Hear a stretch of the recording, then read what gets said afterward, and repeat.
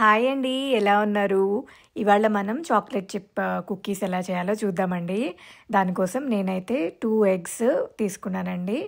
దాంట్లోనే కొద్దిగా vanilla essence అండి, అది బ్రౌన్‌గా ఉన్నది. వెనిలా ఎసెన్స్ కూడా యాడ్ చేసుకున్నానండి. బటరు, అన్‌సాల్టెడ్ బటరు ఒక స్టిక్ తీసుకున్నానండి. ఒక 30 సెకండ్స్ మైక్రోవేవ్ చేస్తే నాకు అట్లా లిక్విడ్ లాగా అయింది బటరు.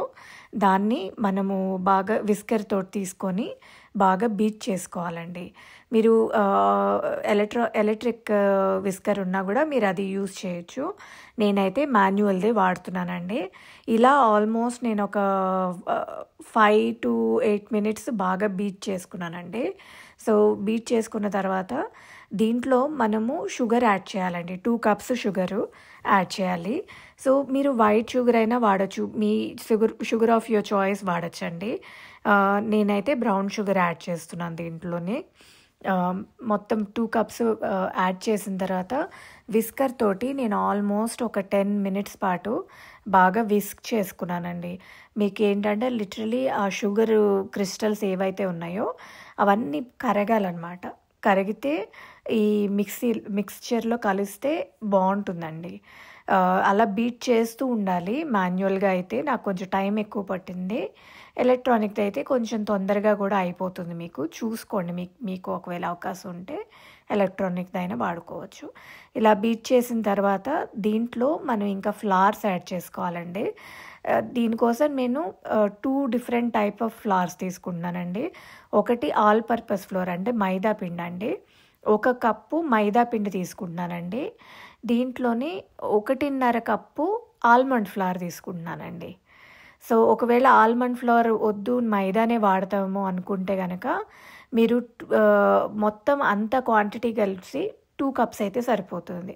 ఆల్మండ్ ఫ్లోర్‌కి కొంచెము ఎక్కువ పడుతుందండి. చూసి కలుపుకోండి.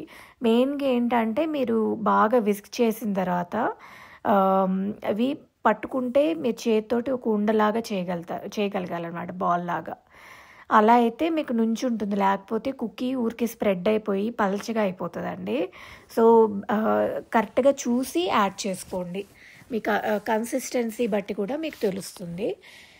ఆల్మండ్ ఫ్లవర్ కాకపోతే మాత్రం 2 కప్స్ మైదా పిండి యాడ్ చేసుకోండి, సరిపోతుంది. ఒకవేళ మీకు ఇంకా జారుడుగా అట్లా అనిపిస్తే ఎక్స్ట్రాగా ఒక స్పూన్ యాడ్ చేసుకోండి. సో, బేసికల్లీ మీకు ఇలా థిక్‌గా రావాలండి. ఇలా ఉంటే బావుంటుంది.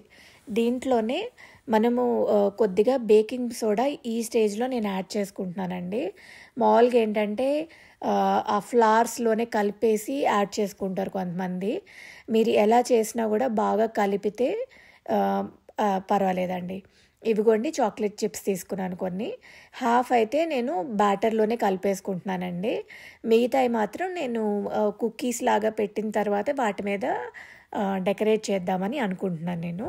సో, దానికోసము మొత్తం విస్కర్ తోటి తిప్పడం కొంచెం కష్టంగా అనిపిస్తుంది కానీ తిప్పాలండి. అలా తిప్పి 2 స్పూన్స్ తీసుకొని రౌండ్ బాల్ షేప్ వచ్చేలాగా ట్రై చేస్తున్నానండి. లేదు అంటే ఐస్ క్రీమ్ స్కూప్ అయినా తీసుకోవచ్చు.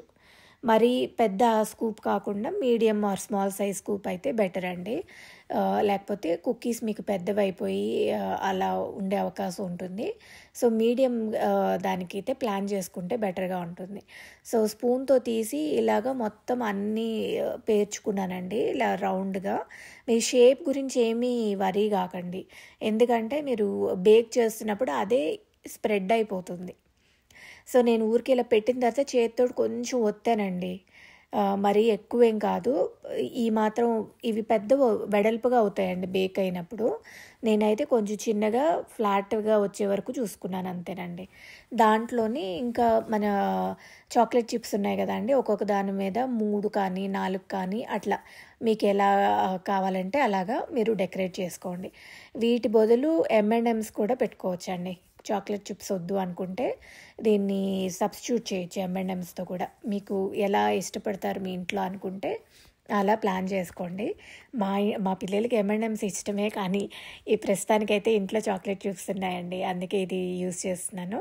350 డిగ్రీస్ దగ్గర మీరు 18-20 మినిట్స్ మీ ఓవెన్‌ని బట్టి బేక్ చేసుకుంటే ఇలా యమ్మీ కుకీస్ రెడీ అవుతాయండి.